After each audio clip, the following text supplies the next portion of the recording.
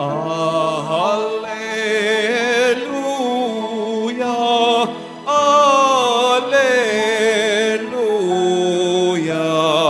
Alleluia, Alleluia.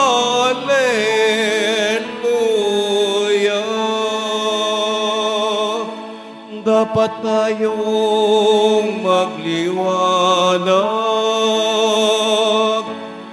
ng kabutihay mahayag at Diyos ang siyang matanyag. Alleluia,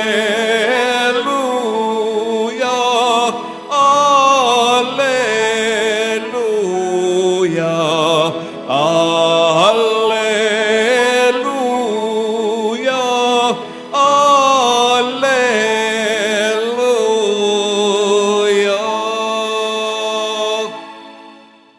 Sumainyo ang Panginoon. At sumayo rin. Ang mabuting balita ng Panginoon ayon kay San Lucas. Papuri sa iyo, Panginoon.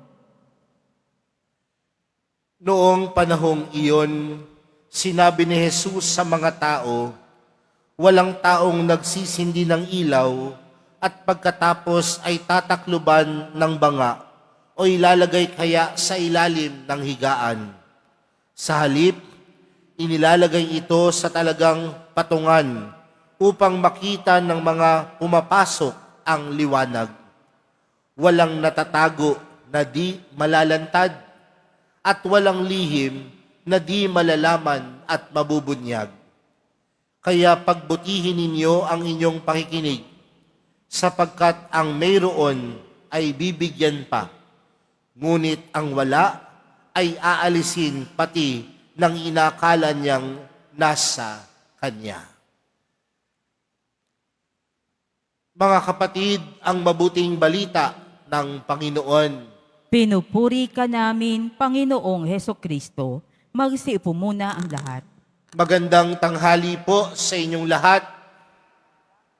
Pwede bang batiin nyo din ang inyong katabi ng magandang tanghali? Mga kapatid, tayong lahat ngayon ay nakakatipon bilang isang pamayanan. Ngayon pong ika-25 linggo, ngayon pong sa karaniwang panahon. At patuloy po tayong pinapalalahanan kung paanong kumikilos ang Diyos sa ating pang-araw-araw na buhay. Tandaan po natin mga kapatid, nung bago nilikha ng Diyos ang sanlibutan, ito po ay puno ng kadiliman. Ito po ay puno ng kaguluhan. There was darkness.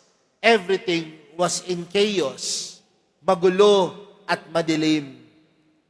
Pero alam natin ang kwento mga kapatid, nung nilikha ng Diyos ang sanlibutan, mula sa unang araw hanggang sa ika-6 na araw, ano ang sinasabi ng Diyos? Lahat ay naging maganda. Mula sa kaguluhan at kadiliman, lahat ay nagiging maganda dahil sa Diyos. At marahil yan po ang pinatutungkulan mga kapatid ng ating ibanghelyong napakinggan para sa araw na ito.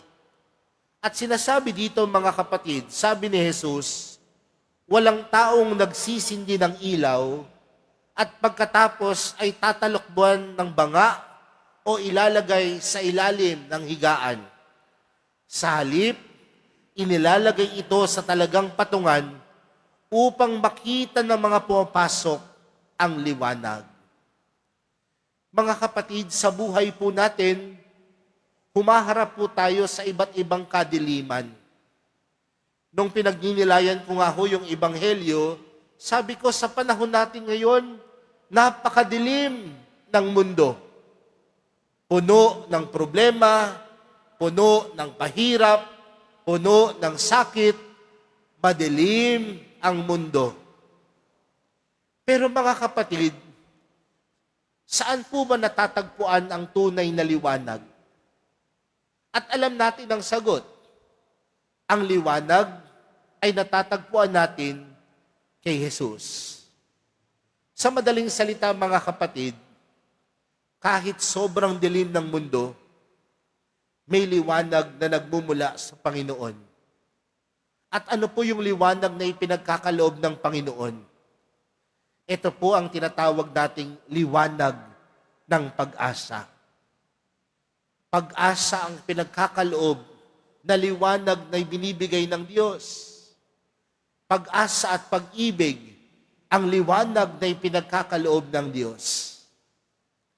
At siguro mga kapatid, tayo pong nakakaranas ng pag-asa, tayong nakakaranas ng liwanag, ang siyang magsilbing liwanag din sa napakadilim na mundo.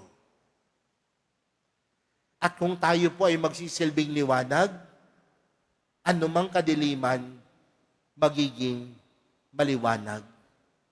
Anumang pagsubok, kayang mapaglagpasan dahil tayo'y nagiging instrumento ng Diyos upang ang mundo ay muling lumiwanag. Kaya mga kapatid, sa araw na ito, marahil yan po ang panawagan para sa ating lahat. Ang panawagan sa atin na kung tayo'y nakaranas ng pag-asa mula sa Diyos, kung tayo'y nakaranas ng pagmamahal mula sa Diyos, kung tayo'y nakaranas ng pag-ibig mula sa Diyos, ibig sabihin, tayo nawa ay magsilbing liwanag sa mundong napakadilim. Tayo nawa ang magsilbing liwanag upang ang ibang tao'y matamo din ang pag-asa mula sa Diyos. Huwag nating ikubli yung pag-asang natamo natin. Huwag nating itago yung pag-ibig na naranasan natin sa Diyos. Bagos tayo nawa ang magsilbing pag-asa, liwanag, at pag-ibig ng Diyos sa iba.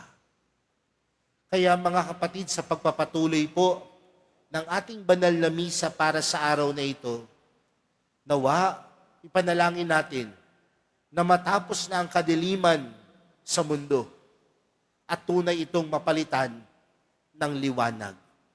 At mapapalitan lamang ng liwanag ang kadiliman na nararanasan natin kung tayo mismo ay magiging liwanag din para sa iba. Amen.